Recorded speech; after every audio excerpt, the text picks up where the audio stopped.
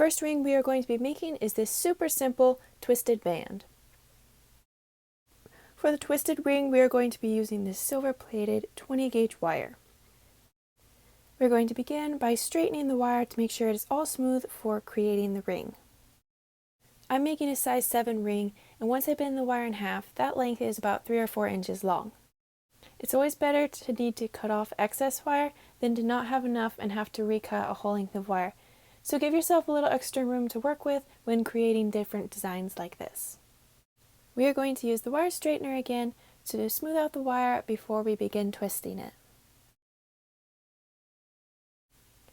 Next, we are going to take the wire and cross it over itself to create a small loop. Using the needle nose pliers, we will place them inside the loop to hold it securely when we begin twisting the wire.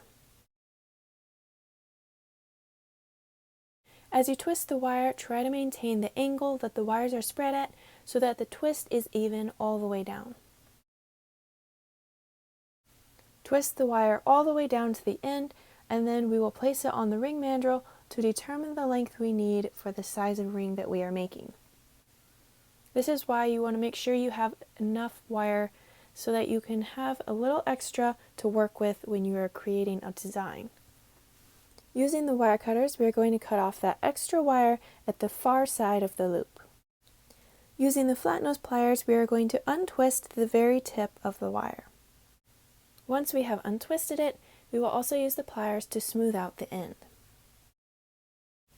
Then, at the very tip of our pliers, we are going to create a small bend at the end of the wire, making sure that it is long enough to be able to hook through the loop, and then you can tighten it down and close off the ring by squeezing the ends of the wire back over against itself.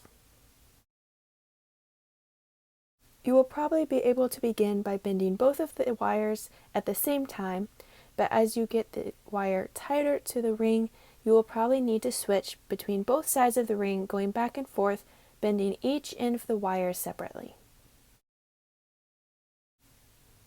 Make sure that the wires are even to each other and centered in the loop.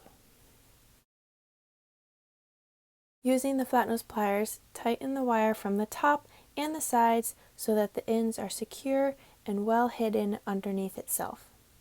Using the file to make sure that there are no rough edges. Lastly, using the ring mandrel to adjust the shape, make sure it's round, and also check our size. Well done on finishing this twisted wire ring. Be sure to check out the next video where I will be showing you how to add beads for a fun pop of color. I'll see you there.